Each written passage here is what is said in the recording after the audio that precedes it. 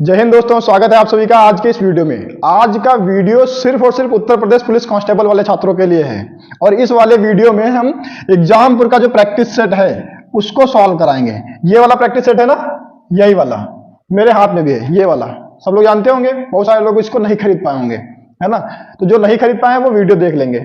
दूसरी बात रही, इसमें थोड़ा डर लग रहा है मुझे इस बात का कि कहीं ये लोग कॉपीराइट क्लेम ना लगा दें। लगा भी सकते क्योंकि उनका ही है, तो ना लगाए तो ठीक ही बात है, पर लगा भी सकते हैं तो लगा देंगे। तो उसके लिए आप लोग देख लेना। अगर कोई देख रहा है एग्जामपुर की फैकल्टी की तरफ से तो हम बता दे रहे हैं, भाई डिलीट कराना चाहते हो चैनल डिलीट करा दो, वीडियो डिलीट करना चाहते हो वीडियो डिलीट कराओ, चैनल डिलीट कराना चाहते हो चैनल डिलीट करा दो। पर भाई क्लेम के चक्कर में पैसा मत मांगना, क्योंकि चैनल से 1 रुपए की अर्निंग है नहीं, और घर के बेच के कहां से देंगे तुमको हम। ठीक है, तो चैनल डिलीट करा दो, कर दो। हम यही मानते हैं कि मेरे इस प्रयास से अगर तुम में से किसी एक का भी सिलेक्शन हो जाता है तो मेरा काम सफल है। ठीक है, चैनल से लेना देना कोई है नहीं। ठीक, रही बात पहली है। दूसरी बात, आप लोगों से पहली बार मैं ये कह रहा हूं कि इस वीडियो को शेयर जरूर कर दो, क्योंकि मेरे चैनल की रीच बिल्कुल नहीं है, वो डेड पड़ा है, उस पर मैंने ज्यादा काम भी नहीं किया है। वीडियो डाल देते हैं ऑफलाइन क्लास के जो है वैसे डाल देते हैं, कभी कभार बना के भी वीडियो डाल देते हैं अलग से, तो इसलिए ज्यादा मेहनत उस पर की गई नहीं, कोई रेगुलरिटी है नहीं। इसलिए अब हम सोच रहे हैं कि थोड़ा रेगुलर हुआ जाए कांस्टेबल वाले बच्चों के लिए। तो आप लोग क्या करना, उसको अपने स्टेटस पे शेयर कर देना या फिर कहीं और दूसरी जगह जहां पे शेयर कर सकते हैं। अगर आपको लगता है कि कोई बच्चा है जो कांस्टेबल की तैयारी कर रहा है तो उसको भेजा जा सकता है, तो उसको भेज देना। पहली बार ये कह रहे हैं, क्यों कह रहे हैं उसके पीछे कारण है, क्योंकि इतने सारे क्वेश्चन टाइप करना, उनकी पीपीटी बनाना, इसमें मुझे लगभग 4 से 4.5 घंटे लग गए हैं। सुबह 6 बजे से बैठे थे और 10 साढ़े 10 बजे तक यही बनाया है। वो तो केवल स्लाइड तैयार करने का मैटर है। दूसरी बात, अभी इसको वीडियो को बनाएंगे, वो सारी मेहनत भी है। तो मिलना मिलाना कुछ है नहीं। देखो, वो वाले चैनल है नहीं जिनकी इनकम अच्छी खासी है, यहाँ कुछ नहीं है। अभी चैनल मोनेटाइज तक नहीं हुआ है, तो इसमें मिलना कुछ नहीं है, सीधी बात ये है। तो आप लोग क्या करना है, इसको स्टेटस पे लगा देना। बहुत मेहनत लगती है इसके पीछे, है ना। पहली बार कह रहे हैं ये, इससे पहले किसी वीडियो में देखोगे कहीं पे ये नहीं देखने को मिलेगा कि मैंने शेयर करने के लिए बारे में कहा हो, ऐसा कुछ, है ना। बाकी लाइक वाइक करना तो अपने हिसाब से करते रहना, उसके लिए हम कहेंगे भी नहीं। ठीक है, लाइक करने का मतलब ये होता है कि अगर आपको पसंद आया है तो आप पसंद दिखा देंगे वहां पे कि हाँ पसंद आया है। दूसरी बात, अब हम थोड़ी अपनी तरफ से बता दे रहे हैं कि भाई इनका ये जो प्रैक्टिस सेट है ना, ये वाला वही हम सॉल्व करा रहे हैं। तो आप लोग भी अगर चाहते हैं तो ये वाला प्रैक्टिस सेट इनका खरीद सकते हैं, खरीद लीजिएगा, कि हम अपनी तरफ से कह दे रहे हैं। ठीक है, इनका ये वाला प्रैक्टिस सेट खरीद लीजिएगा, कि अभी भी आपके पास बहुत पर्याप्त समय है जहां से आप जाकर के इसको खरीद सकते हैं। और आप खुद से जितनी प्रैक्टिस करेंगे वो आपके ज्यादा काम आएगी। वीडियो में मेरा या किसी का भी वीडियो आप देखें उतना आपके काम नहीं आएगा जितना आपको खुद की प्रैक्टिस काम आएगी। और यहाँ पे हम ज्यादा से ज्यादा कराएंगे भी क्या, यहाँ पे हम आपको कराएंगे तो केवल जीके जीएस ही है ना। बाकी आप कहाँ से करेंगे, मैथ कहाँ से करेंगे, हिंदी कहाँ से करेंगे, रीजनिंग कहाँ से करेंगे। चाहते हैं तो आप खरीद लीजिए, अच्छा प्रैक्टिस सेट है ये। ठीक है, चलिए शुरुआत करते हैं आज के क्वेश्चन के बारे में। तो आज का पहला क्वेश्चन क्या रहने वाला है, पहला क्वेश्चन इसी से लिया गया है ना, जो प्रैक्टिस सेट है जो उसी से पूरा है। पर मैं ध्यान रखना, इसमें जो क्वेश्चन होगा वो तो बताऊंगा ही, पर उसके आसपास का जितना बन सकता है वो भी बताऊंगा। तो आप सारी चीजों को बहुत ध्यान से सुनना, बहुत काम आएगा आपके। ठीक है, तो सबसे पहले बात करते हैं किसने बंगाल में महालवाड़ी व्यवस्था की शुरुआत की। ध्यान रखना, महालवाड़ी की बात कर रहा है तो महालवाड़ी व्यवस्था की शुरुआत हॉल्ट मैकेंजी ने की। हॉल्ट मैकेंजी, आप ध्यान रखेंगे, हॉल्ट मैकेंजी ने महालवाड़ी व्यवस्था की शुरुआत की।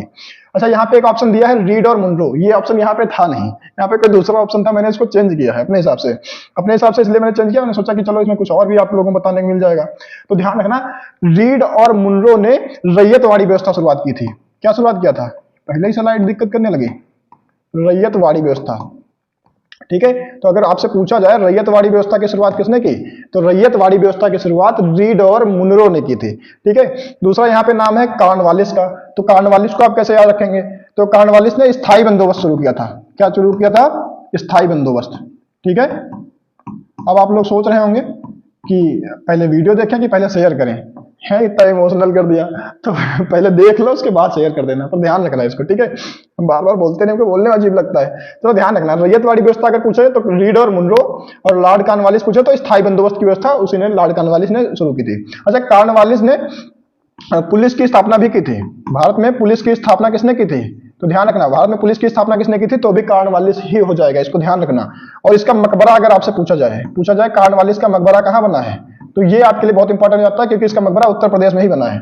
उत्तर प्रदेश के गाजीपुर में, कहाँ बना हुआ है, गाजीपुर में इसका मकबरा बना हुआ है। ठीक है, तो आप इसको भी ध्यान रखेंगे। तो कॉर्नवालिस से इतनी सारी चीजें आपको ध्यान रखनी है कि इसका मकबरा कहाँ बना हुआ है, यही उत्तर प्रदेश के गाजीपुर में बना हुआ है। ठीक है, पुलिस की व्यवस्था इसी ने चालू की थी, स्थायी बंदोबस्त भी इसी ने चालू किया था, रैयतवाड़ी व्यवस्था रीड और मुंडो ने चालू की थी, और हॉल्ट मैकेंजी ने महालवाड़ी व्यवस्था चालू की थी। अच्छा, रैयतवाड़ी के बारे में अगर पूछा जाए तो दक्षिण भारत में चालू हुआ था।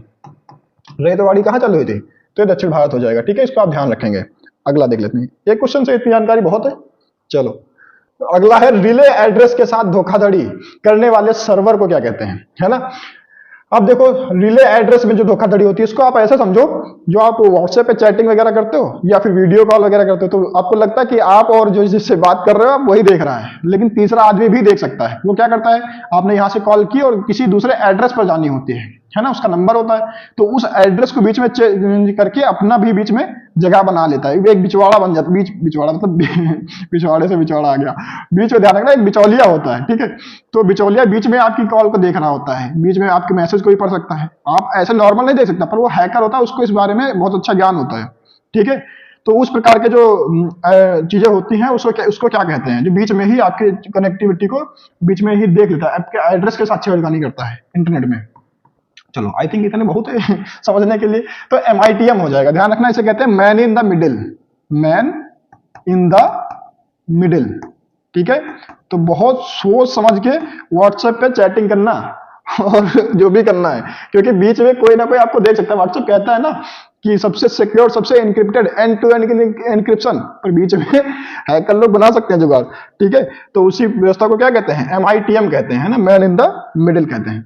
भारत का एकमात्र सक्रिय ज्वालामुखी, तो आपको पता होगा भारत का एकमात्र सक्रिय ज्वालामुखी कौन हो जाएगा, बैरन द्वीप ज्वालामुखी है। ध्यान रखना, ये कैसा है, ये एक सक्रिय ज्वालामुखी है। पूछेगा कहां है, तो सक्रिय ज्वालामुखी हमारा कहां हो जाएगा, पूर्वी अंडमान में हो जाएगा, अंडमान के पूरब में हो जाएगा।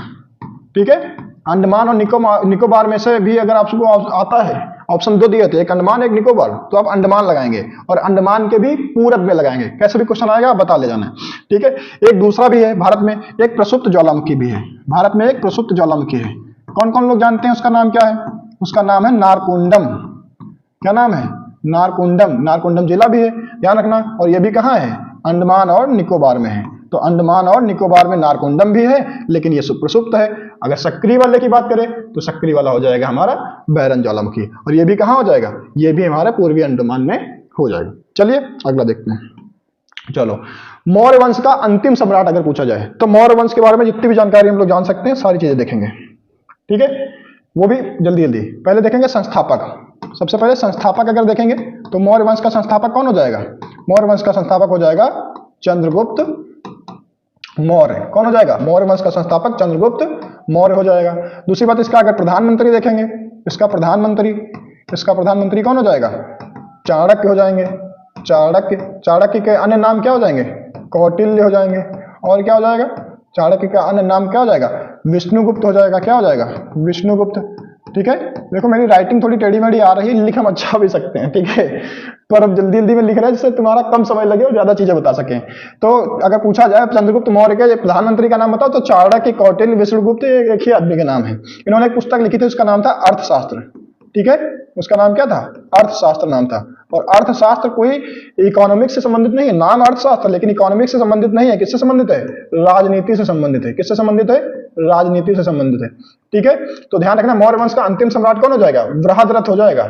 चंद्रगुप्त मौर्य नहीं है, ध्यान रखना, मौर्य वंश का संस्थापक है। चंद्रगुप्त मौर्य कौन है, मौर्य वंश का संस्थापक है, लेकिन अगर पूछेगा अंतिम सम्राट तो बृहद्रथ। इसकी हत्या किसने की थी, तो पुष्यमित्र शुंग ने की थी। किसने की थी, पुष्यमित्र शुंग ने।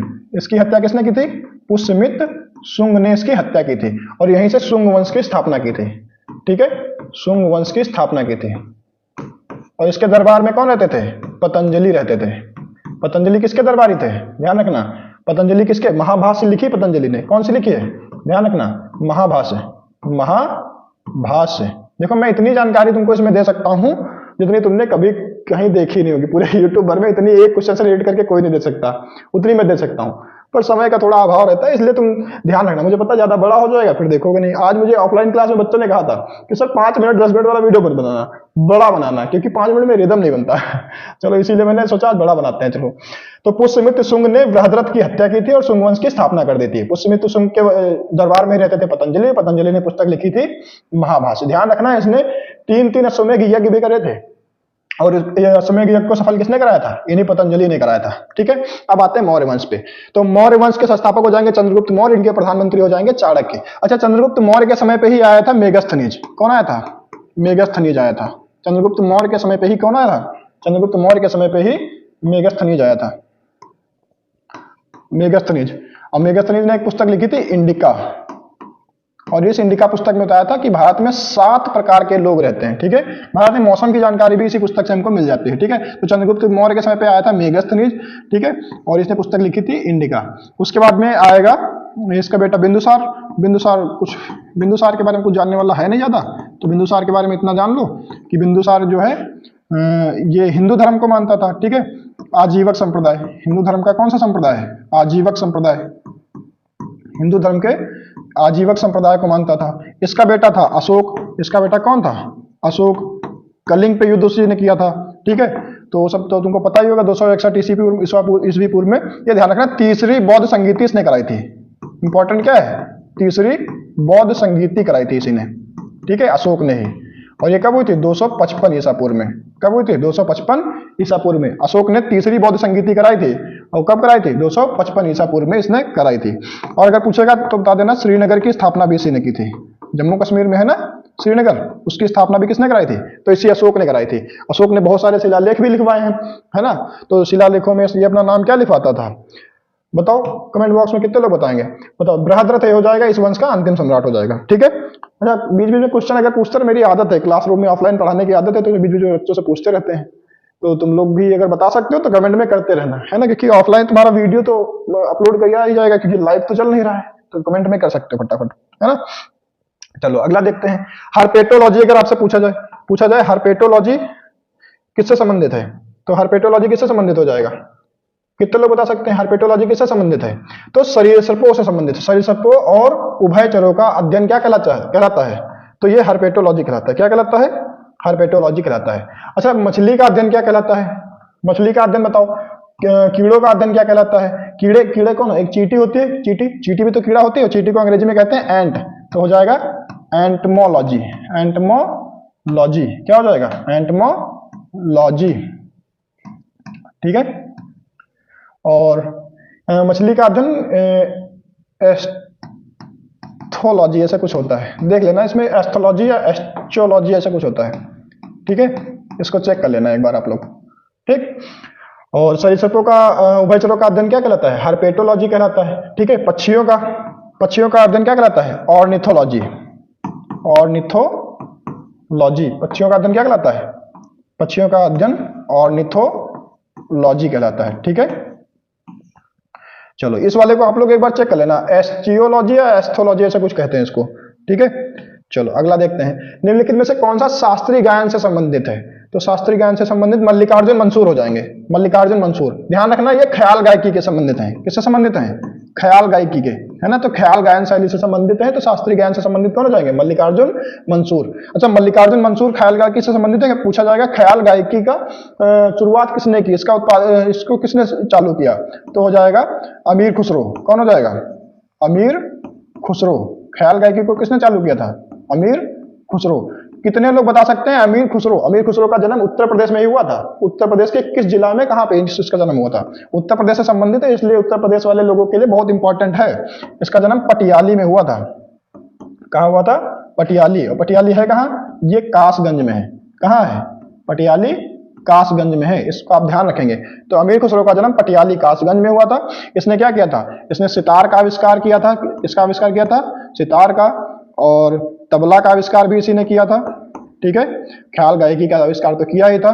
साथ में ध्यान रखना खड़ी बोली हिंदी का, है ना, खड़ी बोली हिंदी का आविष्कार भी इसने किया था। और हिंदी को हिंदवी नाम भी इसी ने दिया था। हिंदी जो भाषा है हमारी, हिंदी भाषा को हिंदी या हिंदवी नाम भी अमीर खुसरो ने ही दिया था। ठीक है, चलो अगला देखते हैं। अगला क्या है? 1949 में भारत का हिस्सा बना। तो 1949 वाला कौन हो जाएगा? 1949। अच्छा, इधर का उधर हो गया। ऑप्शन नंबर 2 नीचे, 3 ऊपर है। चलो, मेघालय हो जाएगा। 1949 क्या हो जाएगा? नहीं सॉरी, मणिपुर हो जाएगा। 1949 में मणिपुर आता है। ठीक है, 1949 में मणिपुर आता है। सिक्किम आता है 1975 में। सिक्किम कब आता है? 1975 में। मेघालय बनता है 1972 में, है ना। इसे त्रिपुरा जो है, त्रिपुरा 1963 में बनता है, यूटी, है ना। ये क्या रहता है? यूनियन टेरिटरी होता है। फिर 1972 में ये भी त्रिपुरा भी क्या बन जाता है? एक राज्य बन जाता है। 1972 में, ज्यादा गड़बड़ राइटिंग लिख रहे हैं क्या आज? 1972 में ये भी क्या बन जाता है? एक स्टेट बन जाता है। ठीक है, तो ध्यान रखेंगे सिक्किम। और इन सबकी राजधानी भी याद कर लेना। पूर्वोत्तर वाले जितने भी राज्य हैं, इन सबकी राजधानी बहुत इंपॉर्टेंट है, इसलिए राजधानी भी याद रखना। सिक्किम की राजधानी क्या होगी? गंगटोक। सिक्किम की राजधानी क्या होगी? गंगटोक। सिक्किम की राजधानी गंगटोक। मणिपुर की क्या हो जाएगी? इम्फाल। मणिपुर की इम्फाल हो जाएगी। मेघालय की शिलोंग हो जाएगी। मेघालय की क्या हो जाएगी? शिलोंग। आई होप राजधानी तो याद ही होंगी, पेपर देने जा रहे हो तो आपको इतना तो पता होना चाहिए। त्रिपुरा की क्या होगी? अगरतला। अच्छा, कुछ लोग सोच रहे होंगे कि हमें तो नहीं याद है, तो क्या ये पेपर नहीं देना चाहिए? नहीं भैया, तुमको तैयार कर लेना चाहिए, अभी भी टाइम है ना, तो अभी तैयार कर लो। उत्तर प्रदेश में जो पूर्वोत्तर के राज्य हैं, अगर नहीं पूरे की याद हो रही हैं तो पूर्वोत्तर के राज्यों की तैयार कर लो। उतना तो कम से कम कर ही सकते हो ना, उतना कर लोगे। ज्यादातर चांसेस पूर्वोत्तर के राज्यों से ही रहते हैं, तो पूर्वोत्तर के राज्यों का तैयार कर लो, काम हो जाएगा तुम्हारा। चलो अगला देखते हैं। वर्तमान में उत्तर प्रदेश के चुनाव आयुक्त कौन है? अच्छा, उत्तर प्रदेश के पूछा है, राष्ट्रीय चुनाव आयुक्त नहीं पूछा है, हम पूछ रहे हैं तुमसे। तुम बताओ राष्ट्रीय चुनाव आयुक्त कौन है? राष्ट्रीय चुनाव आयुक्त सब लोगों को पता होगा। ये क्वेश्चन बहुत इंपॉर्टेंट है, पूछा जाएगा, क्योंकि नियुक्तियों से संबंधित है, किसी पद से संबंधित जो क्वेश्चन है वो आएंगे। बताओ पहला कौन है और वर्तमान कौन है? वर्तमान चुनाव आयुक्त कौन है और पहले कौन है? तो पहले तो सबको पता ही होता है कि सुकुमार सेन है। पहले चुनाव आयुक्त, राष्ट्रीय चुनाव आयुक्त कौन है? सुकुमार सेन है। और वर्तमान में अगर पूछा जाएगा तो वर्तमान में राजीव कुमार है। वर्तमान में कौन है? राजीव कुमार है। तो ये तो राष्ट्रीय हो गए, मतलब केंद्र सरकार के, मतलब जो केंद्र सरकार का चुनाव कराते हैं। अभी लोकसभा के चुनाव आने वाले हैं ना 2024 में, तो उसमें चुनाव आयुक्त कौन रहेगा? तो यही वर्तमान के चुनाव आयुक्त राजीव कुमार रहेंगे। पहले वाले अगर पूछा जाएगा तो सुकुमार सेन हो जाएंगे। आई होप दिख तो रहा होगा ना, वीडियो की क्वालिटी इतनी अच्छी नहीं है क्योंकि प्रॉपर यूट्यूबर नहीं है ना हम लोग हम तो ऐसे ही हैं, पार्ट टाइम वाले। चलो अब मैं पूछ रहा हूँ उत्तर प्रदेश का, बताओ। उत्तर प्रदेश का अगर पूछे तो उत्तर प्रदेश के कौन हो जाएंगे? मनोज कुमार हो जाएंगे। आप लोगों को पता होगा आई होप, है ना। तो उत्तर प्रदेश के वर्तमान में जो चुनाव आयुक्त है वो मनोज कुमार है। चलिए अगला देखते हैं। कालिदास। अच्छा, कालिदास को अगर पूछा जाए कि कालिदास किसके दरबारी थे, ठीक है, तो कालिदास को पहले ये बताओ हमको। तो कालिदास थे चंद्रगुप्त के। अब अभी कहोगे चंद्रगुप्त का तो बताया था कि मेगस्थनीज है दरबारी उसके, तो भैया वो चंद्रगुप्त मौर्य था और ये चंद्रगुप्त सेकंड है। इसमें क्या लिख के आएगा? चंद्रगुप्त सेकंड, या फिर लिख के आएगा चंद्रगुप्त विक्रमादित्य। क्या लिख के आएगा? चंद्रगुप्त विक्रमादित्य लिख के आएगा। तो कालिदास इन्हीं के दरबारी थे। कालिदास किसके दरबारी थे? कालिदास इन्हीं के दरबारी थे। पूछा जाएगा कालिदास किस भाषा में रचना लिखते थे अपनी, तो ध्यान रखना संस्कृत में लिखते थे। कालिदास की सभी भाषा रचना किस भाषा में है? तो संस्कृत भाषा में रचना लिखते थे अपनी कालिदास। अच्छा, कालिदास की रचनाएं हैं कौन कौन सी संस्कृत में जो बता रहे हो? तो हो जाएंगे, एक तो हो जाएगी रघुवंशम। कौन हो जाएगी? एक हो जाएगी रघुवंशम, एक हो जाएगी मेघदूतम। क्या हो जाएगी? मेघदूतम, जिसे मेघदूत भी लिख के आता है, तो मेघदूत कहे या मेघदूतम कहे, ये भी हो जाएगी। और एक है कुमार संभवम। क्या हो जाएगी? कुमार संभवम। कुमार संभवम, ठीक है। अब पूछा क्या है? कालिदास द्वारा लिखे गए अभिज्ञान शाकुंतलम। अभिज्ञान शाकुंतलम भी इन्हीं की रचना है। इनमें शकुंतला का पुत्र नहीं, यहाँ पे पुत्र है, ठीक है, तो यहाँ पे क्या हो जाएगा? पुत्र। शकुंतला का पुत्र कौन है? तो तुमको ध्यान होगा अभिज्ञान शाकुंतलम में किसकी है? इसमें भरत की है कहानी, है ना। भरत इनके शकुंतला के बेटे का नाम है। शकुंतला इनकी माता है। शकुंतला और शकुंतला के बेटे का नाम क्या है? भरत है, ठीक है। तो आपको इनको ध्यान रखना है। भरत के नाम पे ही भारत का नाम भरत पड़ा है, तो भरत ऑप्शन यहाँ है, लगा सकते हैं, ठीक है। तो भरत के पिता का नाम कितने लोगों को पता है? कौन कौन बताएगा? जिसको पता हो कमेंट में बताएगा। तो देखो बहुत सारे कमेंट आपके हो जाएंगे लास्ट तक पूछते पूछते मेरे, ठीक है। आप लोग कमेंट करेंगे तभी वीडियो की रीच बढ़ेगी, ठीक है। तो जितने ज्यादा लोग कमेंट करेंगे उतना ज्यादा रीच बढ़ेगी, ऐसा होता है एल्गोरिथम है यूट्यूब के, ठीक है। तो अभिज्ञान शाकुंतलम पुस्तक किसकी है? तो ये कालिदास की है। किस भाषा में पूछा जाए तो संस्कृत भाषा में है। किसने लिखा है? तो कालिदास ने लिखा है। कालिदास किसके दरबारी थे? तो चंद्रगुप्त विक्रमादित्य या फिर चंद्रगुप्त द्वितीय के दरबारी थे। पूछा चंद्रगुप्त द्वितीय किस वंश का शासक था? तो एक गुप्त वंश का शासक था, ठीक है। इतना प्रतापी शासक था कि लगभग 19 शासकों ने विक्रमादित्य की उपाधि ली है।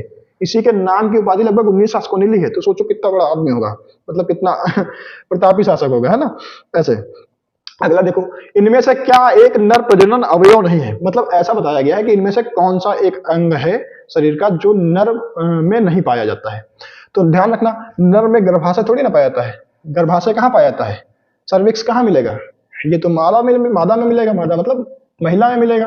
महिला में गर्भाशय क्या काम करेगा बताओ? ये नहीं मिलेगा। अंडकोश की थैली मिलेगी, और क्या मिलेगा? प्रोस्टेट ग्लैंड मिलेगी, और क्या मिलेगा? वृषण मिलेगा, टेस्टिस जिसे कहते हो, है ना? तो ये सब मिलेगा।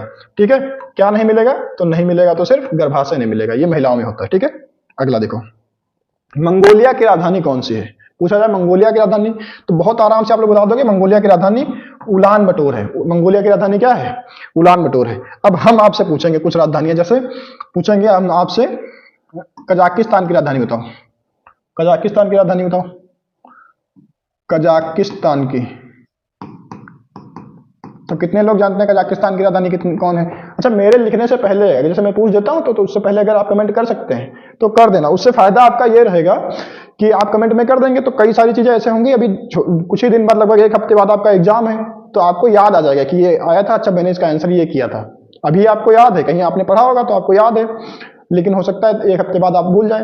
लिख देंगे अगर आप तो आपको याद आ जाएगा कि वीडियो में भी पूछा गया था तो मैंने कमेंट किया था इस पे, है ना? तो कजाकिस्तान की नूर सुल्तान हो जाएगी। क्या हो जाएगी? कजाकिस्तान की नूर सुल्तान राजधानी हो जाएगी। ठीक है, किर्गिस्तान की पूछेगी तो इसके तो लिखी है, ये किसकी है? किर्गिस्तान, है ना? तो कजाकिस्तान, किर्गिस्तान, और ताजिकिस्तान की दुशांबे हो जाएगी। ताजिकिस्तान, अगर आपसे पूछे ताजिकिस्तान की राजधानी बताओ तो दुशांबे हो जाएगी। और अशखाबाद तुर्कमेनिस्तान की हो जाएगी। किसकी हो जाएगी? तुर्कमेनिस्तान की हो जाएगी। अगर आपसे पूछा जाए तुर्कमेनिस्तान की राजधानी बताओ तो तुर्कमेनिस्तान की राजधानी हो जाएगी अशखाबाद। किर्गिस्तान की बिश्केक हो जाएगी, और तजाकिस्तान की दुशांबे हो जाएगी। उलान बटोर मंगोलिया की है। अच्छा, एक मैं अलग से बता रहा हूं, ध्यान रखना, क्वेश्चन पूछे जाएंगे यहीं से, लास्ट में मैं भी एक क्वेश्चन पूछूंगा। ठीक है, लिख के अलग से बताओ। मैंने राजधानी तुमसे कौन सी पूछनी है? कजाकिस्तान हो गया। उज्बेकिस्तान की राजधानी बताओ। उज्बेकिस्तान की, यहीं पर लाल बहादुर शास्त्री की मृत्यु हुई थी। ताशकंद, ताशकंद समझौता हुआ था 1965, तो यहीं पे लाल बहादुर शास्त्री की मृत्यु हो गई थी। ठीक है, इसी समझौते के बाद में, तो आपको ध्यान रखना है। ये कहाँ की राजधानी? उज्बेकिस्तान की राजधानी ताशकंद में लाल बहादुर शास्त्री की मृत्यु हो गई थी। तो ये सारी राजधानी आपको याद रखनी है। ये सारे के सारे सेंट्रल एशिया के देश हैं। 5 के 5 देश कहाँ के हैं? ये जो मैंने देश यहाँ पे लिखाए हैं, ये सारे के सारे सेंट्रल एशिया के देश हैं। आपको इनकी सबकी राजधानी याद रखनी है, क्योंकि यहाँ से एक क्वेश्चन बनेगा, राजधानियों से क्वेश्चन आता है, और आप लोगों को ध्यान रखना है, कोई बहुत ज्यादा कठिन चीज नहीं है, आप लोग याद कर सकते हो आसानी से, है ना? तो पूर्वोत्तर के राज्यों की राजधानी याद रखनी है, और एशिया के देशों की राजधानी कम से कम आप लोगों को पता हो, है ना? अगर नहीं सारे तो कम से कम जितनी हम बता रहे हैं उतनी ही कर लो, है ना? हो सकता है क्वेश्चन यहीं से मिल जाए अगर किस्मत अच्छी होगी, बाकी खराब किस्मत का क्या जाना जा सकता है। चलो, राष्ट्रीय मानवाधिकार अधिनियम। चलो, राष्ट्रीय मानवाधिकार पे बाद में आते हैं, पहले हम डिस्कस कर लेते हैं मानवाधिकारों की सार्वभौमिक घोषणा, है ना? मानवाधिकारों की सार्वभौमिक घोषणा की बात कर लेते हैं ना। सार्वभौमिक, अगर आपसे पूछा जाए मानवाधिकारों की सार्वभौमिक घोषणा कब हुई थी, कितने लोग बता सकते हैं? तो अब ध्यान रखना, यूनाइटेड नेशन की जनरल असेंबली में 10 दिसंबर को, कब? 10 दिसंबर 1948 को मानवाधिकारों की सार्वभौमिक घोषणा हुई थी, और इसे ही मानवाधिकारों का मैग्ना कार्टा कहते हैं। क्या कहते हैं? मानवाधिकारों का मैग्ना कार्टा। इसीलिए 10 दिसंबर को हर साल क्या मनाते हैं? मानवाधिकार दिवस मनाते हैं। क्या मनाते हैं? मानवाधिकार दिवस इसी दिन मनाते हैं। ठीक है। अच्छा देखो, मेरी आदत नहीं है उतनी आदत, तो मैं थोड़ा स्पीड में बोलता हूँ। ऑफलाइन पढ़ाने की आदत है, यूट्यूब वाले थोड़ा धीरे धीरे धीरे घसीटते रहते हैं, लंबा करते हैं वीडियो। मेरी आदत है जल्दी जल्दी खत्म करने की। ठीक है, तो तुमको 1.5 गुने स्पीड में सुनने की जरूरत पड़ेगी नहीं, हालांकि वीडियो बड़ा है तो कंटेंट ज्यादा है, इसका मतलब है। ठीक है, तो मानवाधिकार दिवस 10 दिसंबर को मनाया जाता है। 1948 को सबसे पहले मानवाधिकारों की सार्वभौमिक घोषणा हुई थी। ठीक है। अच्छा, इसमें पूछा जाए, इस मानवाधिकार अधिनियम में, इस अधिनियम में कितनी धाराएं थी? इस अधिनियम में धाराओं की संख्या कितनी थी? इस अधिनियम में धाराएं कितनी थी? कितने लोग बता सकते हैं इस अधिनियम में धाराएं कितनी थी? सिंपल सा क्वेश्चन है। इसमें 30 धाराएं थी। कितनी धाराएं थी? 30 धाराएं थी। और इस वाले क्वेश्चन का चलो आंसर कर लेते हैं। अब कह रहा है राष्ट्रीय मानवाधिकार अधिनियम कब पारित हुआ? तो ध्यान रखना, राष्ट्रीय मानवाधिकार अधिनियम की अगर बात करें तो 12 अक्टूबर 1993 हो जाएगा। राष्ट्रीय मानवाधिकार, राष्ट्रीय मतलब केंद्र वाला, राष्ट्रीय मतलब कौन सा, भारत में जो केंद्र का मानवाधिकार अधिनियम है उसका अगर पूछा जाए तो कौन हो जाएगा, तो ये 12 अक्टूबर 1993 हो जाएगा। अच्छा, पूछा जाए राष्ट्रीय मानवाधिकार आयोग के अध्यक्ष कौन है, तो मेरा नाम याद रखना, कौन हो जाएंगे, अरुण कुमार मिश्र। बस मिश्र नहीं है, अरुण कुमार तो है ही है, अरुण कुमार मिश्र। क्या ध्यान रखोगे, अरुण कुमार मिश्र। तो राष्ट्रीय मानवाधिकार आयोग के अध्यक्ष कौन हो जाएंगे, अरुण कुमार मिश्र हो जाएंगे। दूसरी चीज अगर अच्छा यहां से हम अपने पास से बताएं तो उत्तर प्रदेश का बताओ। उत्तर प्रदेश में भी तो, उत्तर प्रदेश में राज्य मानवाधिकार तो है ही है ना, राज्य मानवाधिकार आयोग बताओ, राज्य मानवाधिकार आयोग के अध्यक्ष, उत्तर प्रदेश राज्य मानवाधिकार आयोग के अध्यक्ष बताओ। नहीं सॉरी, आयोग की स्थापना ही बता दो तुम, अध्यक्ष तुम लोग कमेंट में बताओगे, वो हम बताएंगे भी नहीं, ठीक है। तो उत्तर प्रदेश के राज्य मानवाधिकार आयोग की स्थापना अगर आपसे पूछा जाए तो आप बताएंगे 4 अप्रैल है। कब हुई थी, 4 अप्रैल 1996। देश में हुई थी 93 में, देश में कब हुई थी 93, 12 अक्टूबर 1993, और उत्तर प्रदेश में 4 अप्रैल 1996, लगभग 3 साल बाद याद रखेंगे, ठीक है। अगला देखो, उत्तर प्रदेश में कितने जिले नेपाल के साथ सीमा साझा करते हैं, बताओ, कितना आसान सा क्वेश्चन है। चलो यहाँ पे उत्तर प्रदेश कुछ बना लेते हैं ऐसा। अच्छा, जब हम क्लास ऑफलाइन क्लास में बनाते हैं तो लड़के जानते क्या कहते हैं कि सर जी बनियान बना दिए बनियान जैसा लगता है देखने में। चलो यहां से लेकर के, यहां से लेकर के और यहां तक कुल मिलाकर के 7 हैं, 1 2 3 4 5 6 7 हो गए। चलो तुम लोग बताओगे। अच्छा ये वाला जो है तो तुम लोग इसको देख लेना, अगर इस पे कुछ बवाल होता है कि इस पे क्लेम कर देते हैं तो तुम लोग इसको देखे रहना, ठीक है। क्योंकि अगर क्लेम हो गया तो फिर घर के नहीं भेज नहीं पाएंगे, हमें जेल चले जाएंगे, वो चल जाएगा, ठीक है। और तुम लोग इसको अपना निपटा लेना। इसके लिए ट्रिक बता दें, इसके लिए ट्रिक ध्यान रखो, इसके लिए ट्रिक बना दी मैंने, पल बस बस है, नहीं है को मैं कर लो, पल बस बस मैं कर लो, ठीक है, ऐसे याद कर लेना। देखो करा रहे हैं तो अंदर से डर तो है ही है कि कहीं क्लेम कर देंगे तो लफड़ा हो जाएगा। पल से ध्यान रखना, पीलीभीत, यहाँ कौन हो जाएगा, यहाँ हो जाएगा पीलीभीत, क्या हो जाएगा, पीलीभीत हो जाएगा, ठीक है। दूसरा क्या हो जाएगा, ला से लखीमपुर खीरी, क्या हो जाएगा, लखीमपुर, ठीक है। तीसरा क्या हो जाएगा, बस है तो बस से क्या हो जाएगा, बहराइच हो जाएगा, बहराइच, बहराइच। और फिर सा से क्या हो जाएगा, श्रावस्ती। आप कहोगे सा क्यों लिख दिया, तो ऐसे कैसे बनता फिर राइमिंग उसकी, फिर ट्रिक कैसे बनती है ना। चलो अगला, अगला बा से क्या हो जाएगा, बलरामपुर हो जाएगा, क्या हो जाएगा, बलरामपुर हो जाएगा, ठीक है, बलरामपुर। और ये वाला क्या हो जाएगा, अगला सा क्या हो जाएगा, और ये हो जाएगा सिद्धार्थ नगर, क्या हो जाएगा, सिद्धार्थ नगर, ठीक है। और ये वाला क्या हो जाएगा, मैं, मां से याद रखना, महाराजगंज, महाराजगंज, ठीक है। तो पल बस बस मैं, प ल ब श ब स मैं, ठीक है, याद हो जाएगा। तो सबसे पहले ध्यान रखना, अगर तुमसे पूछता है कि पूरब से पश्चिम लगाओ तो भी लगा सकते हो, इधर से स्टार्ट करना, इधर क्या है, इधर पूर्व है, इधर पश्चिम है, तो अगर पश्चिम से पूर्व पूछ रहा है तो इधर से स्टार्ट कर देना, पश्चिम से पूर्व अगर पूछ रहा है तो इधर से स्टार्ट करना, और पूर्व से पश्चिम पूछ रहा है तो इधर से क्रम से लगाने को पूछ सकता है ना, तो क्रम से लगा देना कूट के हिसाब से अगर पूछे। तो पहला हो जाएगा पीलीभीत, लखीमपुर खीरी, बहराइच, श्रावस्ती, बलरामपुर, सिद्धार्थनगर, महाराजगंज। ये वाली ट्रिक याद रख लेना, ये नाम आपको सारे पता है पर आप भूल जाओगे क्रम से, ठीक है। तो ये ट्रिक ध्यान रखना, ये ट्रिक है पल बस बस मैं। कितने हो गए, 1 2 3 4 5 6 7, 7 पे लगा दो, काम खत्म। उत्तर प्रदेश के सभी जिले हो गए जो नेपाल के साथ सीमा साझा करते हैं। अच्छा नेपाल से क्वेश्चन और बन सकता है, पूछा जाएगा नेपाल जो है कितने राज्यों के साथ, भारत में कितने राज्यों के साथ सीमा बनाता है, तो ध्यान रखना, एक तो उत्तराखंड के साथ बनाएगा, एक तो उत्तर प्रदेश के साथ बनाएगा, एक तो बिहार के साथ बनाएगा, और किसके साथ बनाएगा, एक तो पश्चिम बंगाल, पश्चिम बंगाल भी लगता है थोड़ा सा, और एक लगेगा तुम्हारा सिक्किम। तो कुल मिलाकर के इन 5 राज्यों के साथ में नेपाल सीमा साझा करता है, ठीक है। उत्तर प्रदेश के 7 जिले हैं। चलो अगला देखा जाए, मुंबई के निकट एलिफेंटा। अच्छा ये एलिफेंटा की गुफाएं पूछ रहा है, तो ये कहाँ हो जाएंगी, ये महाराष्ट्र में हो जाएंगी। कहाँ हो जाएंगी, एलिफेंटा की गुफाएं अगर आपसे पूछता है तो आप कहाँ लगाओगे, तो आप महाराष्ट्र लगाओगे। किससे संबंधित है, तो भगवान शिव से संबंधित है।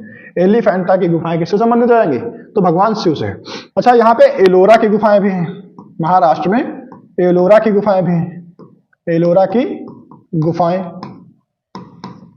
एलोरा की गुफाएं बताओ। एलोरा की गुफाएं कहाँ है?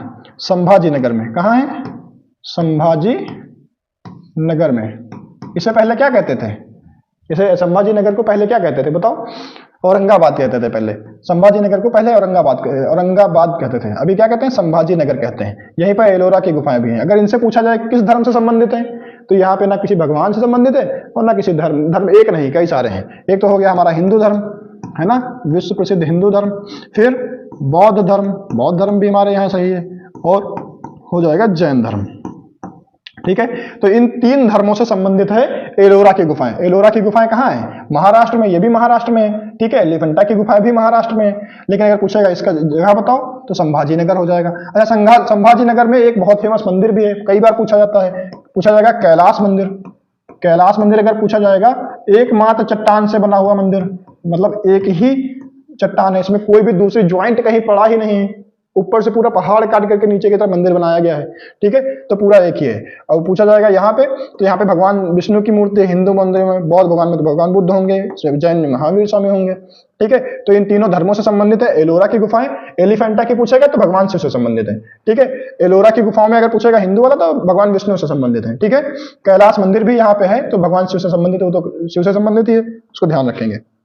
अगला देखो, इतना समय हो गया, देखो 15 ही क्वेश्चन हो पाए। मुझे पता है वीडियो लंबी हो रही है, पर सीखने को भी ज्यादा मिलेगा, है ना। जिसको ज्यादा देर हो रहा है वो 1.5 गुना स्पीड कर ले। न्यूनतम आधात्री मैट्रिक्स वाला अगर तुमसे पूछा जाए तो स्नायु हो जाएगा। ठीक है, रक्त को ध्यान रखना, ये सरल संयोजी उत्तक है। रक्त को क्या कहते हैं? सरल नहीं, तरल हो जाएगा। सरल की जगह तरल हो जाएगा। तरल संयोजी उत्तक। संयोजी रक्त को क्या कहते हैं? तरल संयोजी उत्तक होता है। ठीक है, रक्त, ब्लड जिसे कहते हो। ठीक है, अस्थियां कमजोर किसकी वजह से होने लगती हैं? कैल्शियम की वजह से। तो कैल्शियम की कमी हो जाती है, अधिकता हो जाती है, तब भी अस्थियां टूटने लग जाते हैं। अच्छा, प्लाज्मा झिल्ली ध्यान रखना। कितने लोग जानते हैं प्लाज्मा झिल्ली किसकी बनी होती है? प्लाज्मा झिल्ली कितने लोग बायोलॉजी वाले बताएं? लिपिड की बनी होती है। लिपिड होता है प्लाज्मा झिल्ली में। क्या होता है? लिपिड होता है और प्रोटीन भी होता है। क्या होता है? लिपिड और प्रोटीन की बनी होती है। किसकी बनी होती है? लिपिड और प्रोटीन की बनी होती है। ठीक है, तो प्लाज्मा झिल्ली जो तुम्हारी है, ये प्लाज्मा झिल्ली है, ये लिपिड और प्रोटीन की बनी होती है। अस्थियां, हड्डियां तुम्हारी कमजोर किसकी वजह से होती हैं? कैल्शियम की कमी की वजह से कमजोर होती हैं। कैल्शियम की अधिकता हो जाती है तब भी हड्डियों में भंगुरता आ जाती है, मतलब टूटने लगती हैं। ब्लड को तरल संयोजी उत्तक कहते हैं और न्यूनतम आधात्री मैट्रिक्स वाला जो संयोजी उत्तक है उसे क्या कहते हैं? स्नायु कहते हैं। ठीक है, नर्वस जो ब्रेन में होते हैं, नर्व सेल, है ना। चलो अगला देखो, निम्नलिखित में से कौन सा स्थल रुद्र नदी है? अच्छा, स्थल रुद्र मतलब जमीन से निकलती है, जमीन में निकलेगी तो सारी जमीन में, लेकिन ज्यादातर नदियां जाकर के समुद्र में मिल जाती हैं। लेकिन पूछ रहा है कौन सी नदी है जो स्थल में ही रह जाती है, पहुंचती ही नहीं है, मतलब जमीन में ही सोख जाती है, तो वो लूनी नदी हो जाएगी। कौन सी नदी हो जाएगी? लूनी नदी हो जाएगी। पूछा जाएगा कहां से निकलती है, तो लूनी नदी निकलती है राजस्थान से। कहां से निकलती है? राजस्थान से। राजस्थान में एक पर्वत श्रृंखला है, इसका नाम है अरावली। अरावली। इसी पर्वत श्रृंखला की एक पहाड़ी है, इसका नाम है नागा पहाड़ी। नागा पहाड़ी, कहीं कहीं पे इसको नाग पहाड़ी भी कहते हैं। तो नागा या नाग पहाड़ी जो भी पूछेगा बता सकते हो।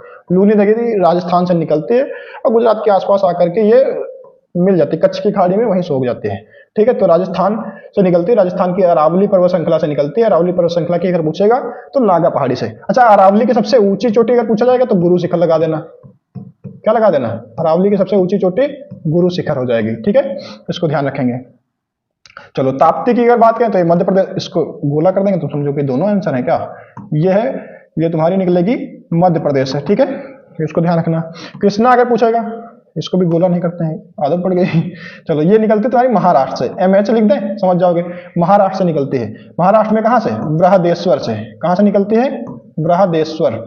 ठीक है, महाराष्ट्र के बृहदेश्वर से निकलती है। नर्मदा अगर पूछेगा तो ये मध्य प्रदेश से निकलती है। कहां से निकलती है? मध्य प्रदेश से। मध्य प्रदेश के सतपुड़ा की है अमरकंटक पहाड़ी से। कौन सी चोटी से? अमरकंटक से। अमरकंटक। देखो लाइट चली गई है पर फिर भी थोड़ा बहुत तो जल रहा है, इतने दिख तो रहे ही होंगे। चलो, अमरकंटक से निकलती है नर्मदा, इसको ध्यान रखेंगे। ठीक है, चलो, अंतरराष्ट्रीय योग दिवस अगर आपसे पूछा जाए तो अंतरराष्ट्रीय योग दिवस कब मनाया जाता है? अंतरराष्ट्रीय योग दिवस मनाया जाता है 21 जून को मनाया जाता है। ठीक है, तो आप इसको ध्यान रखेंगे। दूसरा अगर हम बात करें 11 जुलाई को क्या मनाया जाता है बताओ? 11 जुलाई को क्या मनाते हैं? विश्व जनसंख्या दिवस। क्या मनाते हैं? विश्व जनसंख्या दिवस। क्या मनाते हैं? जनसंख्या दिवस। अच्छा, लाइट कम हो गई तो हम तो काले दिख रहे होंगे, पर बोर्ड तो दिख रहा होगा हमको, ना देखो तुम, ठीक है। हम करिए हाई है क्या करें। 11 जुलाई को क्या होता है, इसको कैसे याद रखोगे? एक और एक मिलेंगे तभी तो जनसंख्या बढ़ेगी, तो एक और एक से ध्यान रखना है। एक और एक जुलाई को जब जुड़ेंगे तभी क्या बनेगी, जनसंख्या बढ़ेगी। इसको ऐसे याद रख लेना, ठीक है। तो 11 जुलाई को क्या होता है, विश्व जनसंख्या दिवस होता है। 21 जून को क्या मनाते हैं, पर्यावरण दिवस मनाते हैं। अच्छा ध्यान रखो 22 मार्च को क्या होता है, ये इंपॉर्टेंट, इनमें से कोई एक आ सकता है, ज्यादा संभावना है। 22 मई बताओ, मार्च के बाद अप्रैल आएगा, अप्रैल बताओ, 22 मई बताओ, इन तीनों को भी बता दो। इस दिन मनाते हैं पृथ्वी दिवस, इस दिन मनाते हैं जल दिवस, और इस दिन मनाते हैं जैव विविधता दिवस। क्या मनाते हैं, जैव विविधता दिवस। इसको अलग अलग बताते हैं तो ऐसा याद नहीं होता, पर पर्यावरण से संबंधित ये तीनों हैं, एक साथ में बता दिए। 22 मार्च, 22 अप्रैल और 22 मई। 22 मार्च को पृथ्वी दिवस, 22 अप्रैल को जल दिवस और 22 मई को जैव विविधता दिवस। 11 जुलाई को विश्व जनसंख्या दिवस, 21 जून को अंतर्राष्ट्रीय योग दिवस। ये सब आपको ध्यान रखना है, ठीक है। अगला देखो, कूना निम्नलिखित में से किस देश की मुद्रा है, तो कूना क्रोएशिया की है, क्रोएशिया हो जाएगा, ठीक है। यूएई की देख लो, यूएई संयुक्त अरब अमीरात, इसकी है दिरहम, इसकी क्या हो जाएगी, दिरहम हो जाएगी। चलो केनिया, केनिया की हो जाएगी शिलिंग, केनियाई शिलिंग कहते हैं इसे। केनिया में कौन से होते हैं, केनियाई शिलिंग होती है। सूडान में सूडानी पौंड होता है, क्या होता है, पौंड होता है, सूडानी पौंड होता है। चलो इसको ध्यान रखेंगे। एशिया, ये कम से कम नहीं याद हो रही है तो कम एशिया के याद कर लेना, ठीक है। एशिया के सभी देशों के कर लेना, बाकी जो हम यहाँ वीडियो में करा रहे हैं इनको अगर ध्यान रहेगा तो काम हो जाएगा, हो सकता है इन्हीं में से आ जाए। मालवा का पठार, मालवा पठार की प्रमुख मिट्टी कौन सी है, तो मालवा के पठार में काली मिट्टी पाई जाती है, सबको पता होगा। अच्छा उत्तर प्रदेश में पूछा जाए तो उत्तर प्रदेश में सबसे ज्यादा मात्रा में कौन सी मिट्टी पाई जाती है, तो जलोढ़ पाई जाती है, ठीक है, ध्यान रखना। अगला देखो, कौन सा एंजाइम दूध से प्रोटीन को कैल्शियम पर पैराकेसिनेट में परिवर्तित करता है, पैराकेसिनेट में परिवर्तित करता है रेनिन। छोटे बच्चों को देखा है, छोटे बच्चे जो होते हैं जो दूध ही पीते हैं, केवल कभी कभी दूध ज्यादा पी लेते हैं तुरंत उल्टी कर देते हैं, और देखा होगा थोड़ी देर पहले दूध पिए होते हैं लेकिन जब उल्टी करते हैं दही जैसा निकलता है कितनी गंदी बात बता रहे तुमको। वो दही जैसा क्यों बनता है, क्योंकि उनमें रेनिन होता है ना पचाने के लिए, तो ध्यान रखना उसको पैराकेसिनेट में बदल देता है, वो दही जैसा जो होता है पैराकेसिनेट बन जाता है उसका, है ना, तो रेनिन की वजह से, ध्यान रखना ये उसी का है। ट्रिप्सिन क्या है, ये एक पाचक एंजाइम है, ये क्या है, पाचक एंजाइम है। ट्रिप्सिन एक पाचक एंजाइम है, ध्यान रखना। लैक्टेन, लैक्टेन भी एक एंजाइम है, लैक्टेन भी क्या है, एक एंजाइम है, ये भी एक पाचक एंजाइम है। अच्छा ये किसको पचाता है, तो ये लैक्टोज को पचाता है, किसको पचाता है, लैक्टोज को पचाता है। और लैक्टोज कहाँ मिलेगा, ये दूध में मिलेगा। लैक्टोज कहाँ होता है, दूध को पचाने के लिए कौन सा चाहिए, लैक्टेन, लैक्टेन नामक लैक्टोज को पचाने के लिए कौन सा लगता है, लैक्टेन लगता है। माल्टेज कहाँ मिलेगा, तो ये कार्बोहाइड्रेट में मिलेगा, कार्बोहाइड्रेट, कार्बोहाइड्रेट से मिलेगा, है ना, कार्बोहाइड्रेट से। कार्बोहाइड्रेट से क्या बनते हैं, ग्लूकोज बनता है, क्या बनता है, ग्लूकोज, ठीक है। उसी ग्लूकोज का जब विभाजन होता है तो उसी में से क्या बनता है, माल्टेज भी बन जाता है। तो इतनी सारी चीजें ध्यान रखना। चलो अगला देखो, भारतीय स्वतंत्रता के दौरान समाचार पत्र यंग इंडिया, यंग इंडिया अगर आपसे पूछा जाए तो हो जाएंगे महात्मा गांधी। यंग इंडिया कौन हो जाएंगे, महात्मा गांधी। अच्छा महात्मा गांधी ने और भी बहुत सारे समाचार पत्रिकाएं निकाली हैं, एक तो हो जाएगी हरिजन, कौन हो जाएगी, हरिजन। एक हो जाएगा अफ्रीका में निकाली थी, इसका नाम था Indian opinion, Indian opinion, Indian opinion, ठीक है, इसको ध्यान रखेंगे। बी आर अम्बेडकर की ध्यान रखना, इनकी पुस्तक, इनकी पत्रिका थी मूक नायक, मूक नायक, ठीक है। और क्या थी, प्रबुद्ध भारत, प्रबुद्ध भारत, ये भी इन्हीं की पत्रिका थी, ठीक है। सुभाष चंद्र बोस ने कोई पत्रिका नहीं निकाली है, बस हाँ एक पत्रिका जिसका संपादन किया था, बताओ तो बता दें। इनकी पत्रिका थी जिसका संपादन किया था, उसका नाम था फॉरवर्ड। ये बहुत ज्यादा कठिन क्वेश्चन हो जाएगा, पूछा नहीं जाएगा शायद, पर फिर भी ध्यान रख लेना, अब आ गया तो ध्यान रखना। फॉरवर्ड पत्रिका निकाली किसने थी किसकी पत्रिका है, तो चित्तरंजन दास की थी, सीआर दास की थी। सीआर दास मतलब चित्तरंजन दास, देश बंधु चित्तरंजन दास की पत्रिका थी, इसका नाम था फॉरवर्ड। इसका संपादन किया था, किसने किया था, संपादन किया था सुभाष चंद्र बोस ने, बस इतना ही किया था। तो ये ध्यान रखना, बी आर अम्बेडकर की पूछी जा सकती है तो मूक नायक और प्रबुद्ध भारत ध्यान रखना। गांधी जी की पूछी जाएगी तो हरिजन हो जाएगा, यंग इंडिया हो जाएगी और इंडियन ओपिनियन हो जाएगा, ठीक है। चलो अगला देखो, पूछा 10 सेंटीमीटर फोकस दूरी के एक लेंस की क्षमता बताओ, तो 10 डायोप्टर, बस खत्म। अगला देखो, बौद्ध गुफाओं के लिए प्रसिद्ध कार्ले, कार्ले अगर आपसे पूछा जाता है तो आप महाराष्ट्र लगाएंगे, देखो पहला ऑप्शन महाराष्ट्र, ठीक है। चलो अगला देखो, अच्छा इसमें एक और भी चीजें थी, बता दें क्या, यहाँ पे उत्तर प्रदेश आया। उत्तर प्रदेश में ध्यान रखना भगवान बुद्ध से संबंधित है। सिद्धार्थ नगर हो जाएगा, श्रावस्ती हो जाएगा। श्रावस्ती में भगवान बुद्ध ने सर्वाधिक उपदेश दिए थे, है ना। श्रावस्ती में क्या किया था? सर्वाधिक उपदेश दिए थे। सर्वाधिक, सर्वाधिक ये सबको पता होता है। सर्वाधिक उपदेश कहाँ दिए थे? देखो लाइट आ गई भगवान बुद्ध का नाम लेते हुए। चलो, उत्तर प्रदेश में एक जगह है सारनाथ। सारनाथ, तो यहाँ पे ध्यान रखना दो अभिलेख है, एक तो है धामेख, एक तो धामेख अभिलेख है और एक है चौखंडी अभिलेख। कौन सा अभिलेख हो जाएगा? चौखंडी अभिलेख और धामेख अभिलेख, ये सारनाथ में है, ठीक है। ये वाराणसी के पास में ही है, थोड़ा दूर पे, मतलब 16 किलोमीटर मात्र दूर ही है। चलो अगला देख लेते हैं। किस प्रकार का कर जीएसटी है? अच्छा, जीएसटी बहुत इंपॉर्टेंट है आपके लिए, ध्यान रखना। एक क्वेश्चन जीएसटी से बनेगा ही बनेगा। जीएसटी का फुल फॉर्म क्या है? गुड्स एंड सर्विसेज टैक्स, ठीक है। गुड्स एंड सर्विस टैक्स पूछा है किस प्रकार का टैक्स है, तो अप्रत्यक्ष कर है। जीएसटी किस प्रकार का कर है? ये एक अप्रत्यक्ष कर है। पूछा जाएगा किस संविधान संशोधन के द्वारा आया, तो पैसे का मामला है ना, तो पंडित जी कितने लेते हैं? 101 रुपए दक्षिणा के तौर पे। तो 101वां संविधान संशोधन है ये। क्या है? 101वां संविधान संशोधन हो जाएगा, ठीक है। तो आप ध्यान रखेंगे 101वां संविधान संशोधन है और ये 2017 में आया था। कब आया था? 101वां संविधान संशोधन 2017, आप इसको ध्यान रखेंगे। अच्छा, पूछेगा विधेयक बताओ, तो 122वां हो जाएगा, ठीक है। पूछेगा इसके बारे में, पूछेगा जीएसटी परिषद बताओ। जीएसटी परिषद का अध्यक्ष, जीएसटी परिषद का अध्यक्ष कौन हो जाएगा? जीएसटी परिषद की स्थापना अगर आपसे पूछा जाता है तो अनुच्छेद ध्यान रखें 279A हो जाएगा। जीएसटी परिषद की स्थापना अगर आपसे पूछा जाता है तो अनुच्छेद 279A हो जाएगा। इसका अध्यक्ष अगर आपसे पूछा जाता है, जीएसटी परिषद का अध्यक्ष अगर पूछा जाएगा तो कौन हो जाएगा? वित्त मंत्री हो जाएगा। कौन हो जाएगा? वित्त मंत्री। पदेन होता है ना, तो जो भी वित्त मंत्री के पद पे होगा वही जीएसटी परिषद का अध्यक्ष बनेगा। ध्यान रखना, जीएसटी परिषद का अध्यक्ष कौन हो जाएगा? वित्त मंत्री हो जाएगा। वर्तमान में निर्मला सीतारमण जी हैं। जीएसटी परिषद की अगर बात की जाए तो 279A में हो जाएगा, ठीक है। पूछा जाएगा किसको हटा करके आया जीएसटी परिषद अगर पूछा जाएगा तो फिर ध्यान रखना इसके बारे में, अभी और बात करेंगे, ठीक है। और हम कुछ बताने जा रहे थे, भूल गए। क्या बताने जा रहे थे? क्या बताने जा रहे थे? हाँ चलो, जीएसटी पूछा जाए। जीएसटी पर केंद्र सरकार कानून बना सकती है, ऐसा किसमें दिया गया है? तो 246A में दिया गया है। किसमें दिया गया है? 246A में दिया गया है कि इस पे केंद्र सरकार कानून बना सकती है, ठीक है। पूछा जाएगा इसकी समिति बताओ, किस समिति की सिफारिश पर जीएसटी लाई गई थी? तो हो जाएगा विजय केलकर समिति। कौन सी समिति हो जाएगी? विजय केलकर समिति, ठीक है। अब बहुत सारी चीजें हैं बताने के, लेकिन इतना ही बताएंगे, नहीं तो फिर ज्यादा हो जाएगा। तो जीएसटी ध्यान रखना विजय केलकर समिति की सिफारिश पर आई थी। 246A में लिखा है कि जीएसटी पर केंद्र सरकार कानून बना सकती है। 279A में लिखा हुआ है कि जीएसटी परिषद की स्थापना की जाएगी, इसका अध्यक्ष होगा वित्त मंत्री। 101वां संविधान संशोधन 2017 के तहत जीएसटी आई थी। जीएसटी कितने प्रकार के, तो आप लोगों को उसको बताना है, चलो ज्यादा नहीं बताएंगे, तो बहुत ज्यादा हो जाएगा। तो निम्नलिखित में से चिकित्सा विज्ञान की कौन सी शाखा यकृत के उपचार से अध्ययन से संबंधित है? तो हेप्टोलॉजी, हेप्टोलॉजी हो जाएगा, ठीक है। चलो ध्यान रखना इसको। अगला देखो, निम्नलिखित राजवंशों में सबसे पुराना राजवंश, सबसे पुराना अगर पूछा जाएगा तो इसमें कौन सा हो जाएगा? राष्ट्रकूट, चालक, सातवाहन हो जाएंगे। इसमें निम्न में से कौन हो जाएंगे? सातवाहन हो जाएंगे। वैसे तो बहुत हैं, हर एक से स्टार्ट करेंगे दिल्ली सल्तनत की, लेकिन यहाँ पे दक्षिण का है, दक्षिण भारत का, ठीक है। तो सातवाहन हो जाएगा। यहाँ पे सातवाहनों के बारे में दो चीज ध्यान रखना, कांच के सिक्के या शीशे के सिक्के अगर पूछे, शीशे के, क्या लिख रहे हैं आदमी, शीशे के सिक्के अगर आपसे पूछता है तो किसने चलवाए? तो सातवाहनों ने चलवाए, ठीक है। अब पूछे सामंती व्यवस्था किसने चालू की? सामंती व्यवस्था, तो सामंती व्यवस्था भी सातवाहनों ने चालू की, ठीक है। आज कितना गलत लिखेंगे हम, सामंती व्यवस्था, ठीक है। तो इसमें क्या होता था? वेतन के बदले क्या दिया जाता था? वेतन के बदले भूमि दी जाती थी, ठीक है। तो पैसा नहीं मिलता था, जमीन मिलती थी, उसमें उगाओ और खाओ, ठीक है। तो ये सातवाहनों ने चालू किया था, ठीक। चलो अगला ध्यान रखते हैं।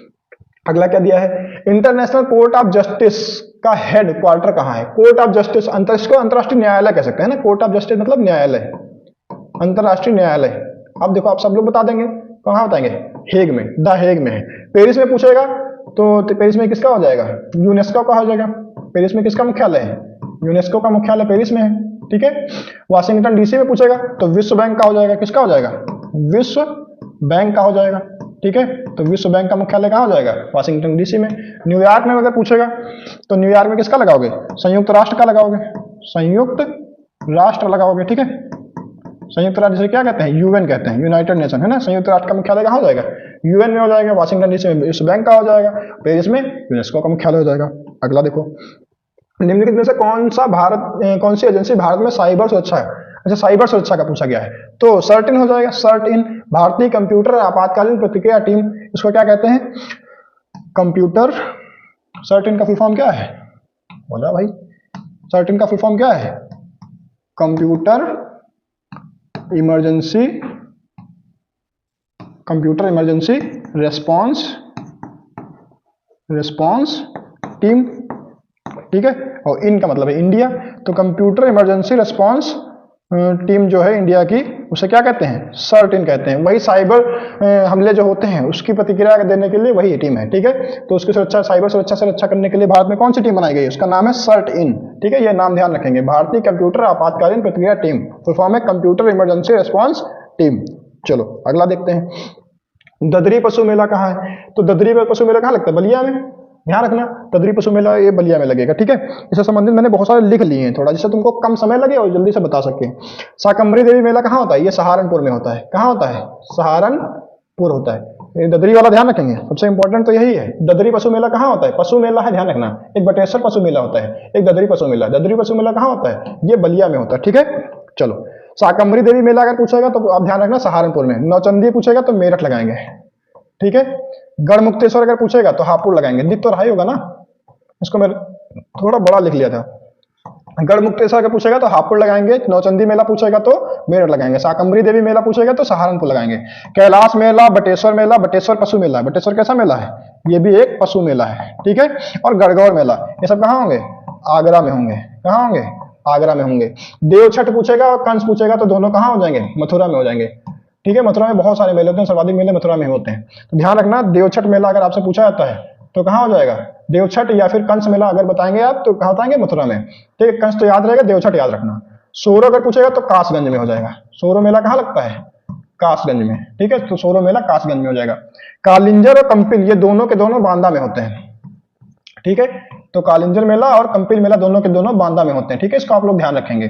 कंपिल अलग है, कंपिली अलग है। कंपिल अलग है, कंपिल बांदा में होता है। कंपिली पूछा गया तो फर्रुखाबाद लगाना, ठीक है। फर्रुखाबाद लगाना, ठीक है। तो कंपिली अगर पूछा जाता है तो फर्रुखाबाद लगाना, कंपिल पूछेगा तो बांदा लगाना। कालिंजर का किला भी बांदा में है। रामायण मेला अगर पूछता है आपसे अगर पूछे तो चित्रकूट लगाना, ठीक है। क्या पूछेगा? रामायण मेला अगर पूछता है तो चित्रकूट लगाना, ठीक है। लेकिन अगर पूछे परिक्रमा मेला तो परिक्रमा मेला में दो ऑप्शन हो जाएंगे। एक तो हो जाएगा अयोध्या में राम बारात भी होता है, परिक्रमा मेला भी होता है। लेकिन परिक्रमा मेला हमारे यहाँ सीतापुर में भी होता है, ठीक है। तो लेकिन अगर दोनों में ऑप्शन में आते हैं तो आप अयोध्या लगाना, सीतापुर नहीं लगाना, ठीक है, परिक्रमा मेला के लिए, ठीक है। लेकिन राम बारात अगर पूछे तो अयोध्या लगाएंगे ही लगाएंगे आप। अगला देखो, भारत में नियोजित आर्थिक विकास प्रथम पंचवर्षीय योजना को शुरुआत है। अच्छा, पंचवर्षीय योजना से पूछा है तो शुरुआत प्रथम पंचवर्षीय योजना की शुरुआत 1951 से हुई थी। पहली वाली कब हुई थी? 1951 से लेकर के 1956 तक हुई थी प्रथम पंचवर्षीय योजना। अच्छा, इसका लक्ष्य क्या था? तो इसका लक्ष्य था कृषि का विकास करना, ठीक है। दूसरी वाली अगर पूछा जाए तो 1956 से हो जाएगा 1961 तक। इसका काम क्या था? उद्योग का विकास करना। तीसरी वाली क्या हो जाएगा? 1961 से लेकर के 1966 तक। कब तक हो जाएगी? 1966 तक। और इसका क्या था? इसमें कृषि भी था और उद्योग भी था, मतलब दोनों साथ में लेकर के चलना था, ठीक है। तो सबसे पहले जब हम आजाद हुए हैं और हमने अपने यहाँ पहला चुनाव किया है तो 1951 से 1956 तक के लिए हमने एक पंचवर्षीय योजना लाई और वो उसमें क्या था? हमने कृषि का विकास करने का लक्ष्य रखा अपना।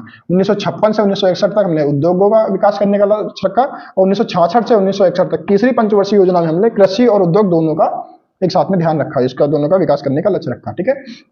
पुलित्जर पुरस्कार विजेता भारत के प्रथम भारतीय योद्धा है तो गोविंद बिहारी लाल हो जाएंगे। पुरस्कार पुलित्जर बड़ा पुरस्कार होता है ना पुलित्जर। चलो, एक होता है नोबल शांति पुरस्कार, एक होता है नोबल पुरस्कार, ठीक है। पूछा जाए ना सिर्फ भारत में बल्कि पूरे एशिया में पहले प्राप्तकर्ता कौन हो जाएंगे?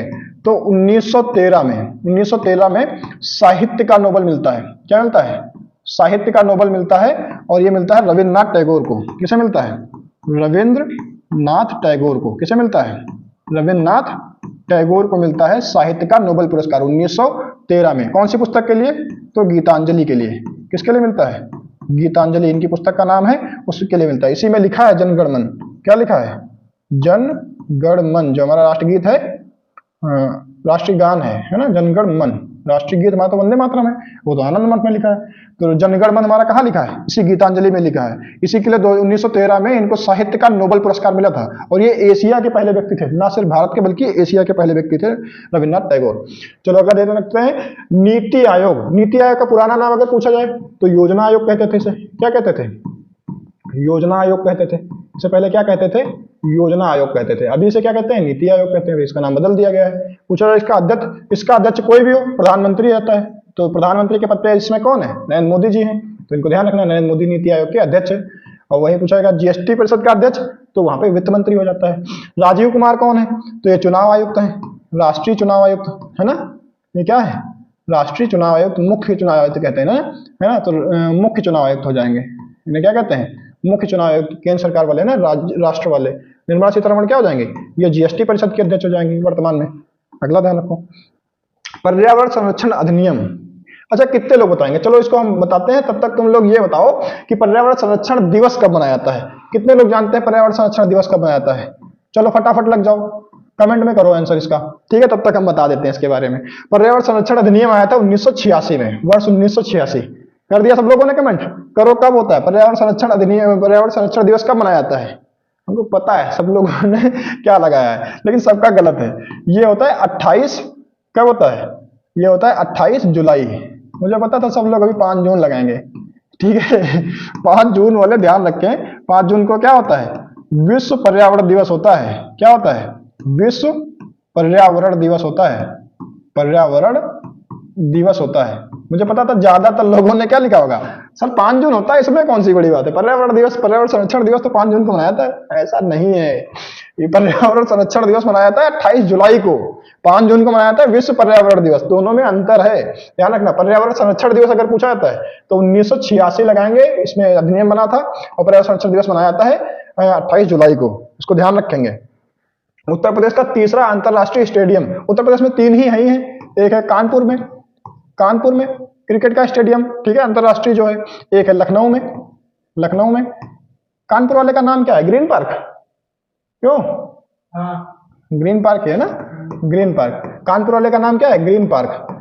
अभी यहाँ पे बहुत कम होते हैं मैच। लखनऊ वाले का नाम है नरेंद्र मोदी स्टेडियम, नहीं नरेंद्र नहीं, अटल बिहारी वाजपेयी, है ना, अटल बिहारी वाजपेयी, बिहारी वाजपेयी। क्या नाम है? अटल बिहारी वाजपेयी, या फिर इसको इकाना स्टेडियम भी कहते हैं। क्या कहते हैं? इकाना स्टेडियम, अटल बिहारी वाजपेयी स्टेडियम या फिर इकाना स्टेडियम भी कहते हैं। अभी तीसरा बन रहा है, बीसीसीआई के द्वारा बनाया जा रहा है, और ये कहाँ बन रहा है? वाराणसी में बन रहा है। ध्यान रखना, ये किसके आधार पर बन रहा है? तो ये इसमें बहुत सारे त्रिशूल लगे हुए हैं। क्या लगे हुए हैं? त्रिशूल। जो लाइटें लग रही है ना, वो त्रिशूल के रूप में लग रहे हैं। चंद्रमा बन रहा है, ठीक है, इसमें, और डमरू बन रहा है, ठीक है। तो पूरा का पूरा भगवान शिव से संबंधित बनना है, मतलब भगवान शिव से जुड़ी हुई जितनी चीजें हैं वो सारी चीजें इसमें लगाई जा रही हैं। पूरा देखने में एकदम धार्मिक सा लगेगा, ठीक है। ये क्रिकेट का अंतरराष्ट्रीय स्टेडियम हमारे यहाँ वाराणसी में बनना है। बहुत बेहतरीन बनना है, बहुत बड़ा नहीं है पर फिर भी पर्याप्त है, पर बन बहुत बेहतरीन रहा है। तो त्रिशूल भी है, डमरू भी है, चंद्रमा वगैरह बहुत सारी चीजें इसमें भगवान शिव से संबंधित रखी गई हैं। तो उत्तर प्रदेश में 3 हो जाएंगे। एक तो कानपुर हो जाएगा, सबसे पुराना है green park stadium, Uttar Pradesh का सबसे पुराना। लखनऊ भी बना है हाल ही में, ज्यादा दिन नहीं हुए, 3-4 साल 5 साल हुए होंगे। तो लखनऊ वाला ध्यान रखना, अटल बिहारी वाजपेयी के नाम पे है। इसे पुराना नाम क्या कहते हैं? हमारा स्टेडियम भी इसे कहते थे, ठीक है। बिरहोर नृत्य किस आदिवासी लोक, एक आदिवासी लोक नृत्य है, कहाँ का? अच्छा ये पूछा है। बिरहोर, बिरहोर झारखंड का है। बिरहोर कहाँ का हो जाएगा? झारखंड का। पंजाब का ध्यान रखना, एक हो जाएगा गिद्दा।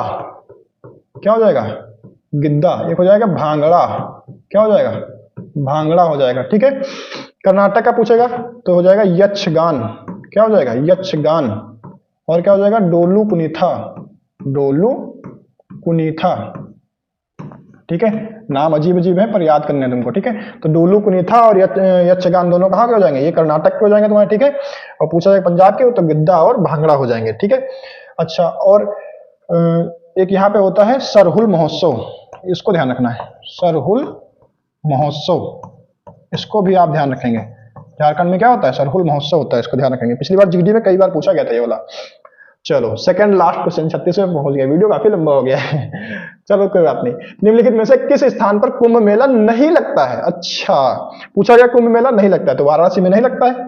वाराणसी में कुंभ मेला नहीं लगता है। वाराणसी किन 2 नदियों के बीच में बना हुआ है? तो वरुणा, वरुणा और 80 नदियों के, 80 नदी का नाम है। अब ये ना कहना कि 80 नदियां यहाँ पे, 80 नहीं, 80 नदी का नाम है। तो वरुणा और 80 नदियों के बीच में बसा हुआ शहर कौन है?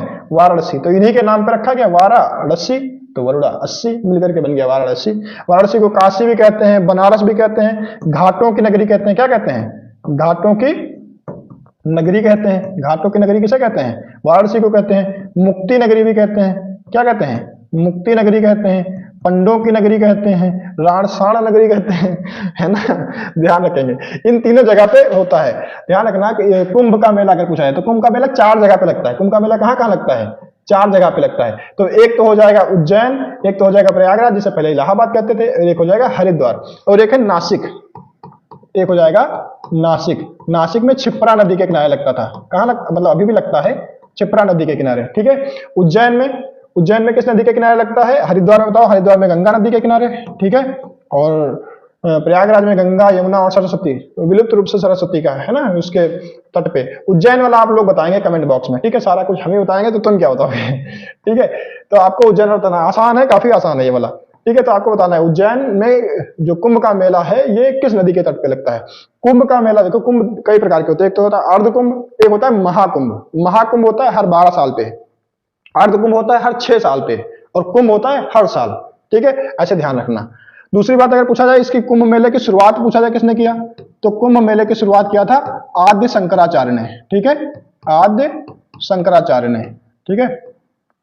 आद्य शंकराचार्य हो जाएंगे, ठीक। लेकिन कोई लिखित प्रमाण साक्ष्य हमारे पास नहीं है, इसलिए लिखित जिनके बारे में मिलता है कि सबसे पुराना अगर साक्ष्य हम देखें कि किसने कुंभ मेले का आयोजन कराया था, तो हर्षवर्धन का नाम आता है, ठीक है। तो आपको अगर ऑप्शन में शंकराचार्य नहीं मिलते हैं और हर्षवर्धन मिलता है तो आप हर्षवर्धन को भी लगा देंगे, ठीक है। तो हर्षवर्धन ने कुंभ का मेला भी कराया था, ठीक है, और एक बौद्ध संगीति भी कराई थी, ठीक है। तो बौद्ध संगीति भी ध्यान रखना कहाँ कराई थी, तो प्रयागराज कराई थी। कहाँ कराई थी? प्रयागराज में। तो बौद्ध संगीति भी आप ध्यान रखेंगे कहाँ कराई थी, प्रयागराज में कराई थी। कुंभ मेले का आयोजन भी प्रयागराज यही इलाहाबाद में ही कराया था हर्षवर्धन ने, वर्धन वंश का शासक था, ठीक है।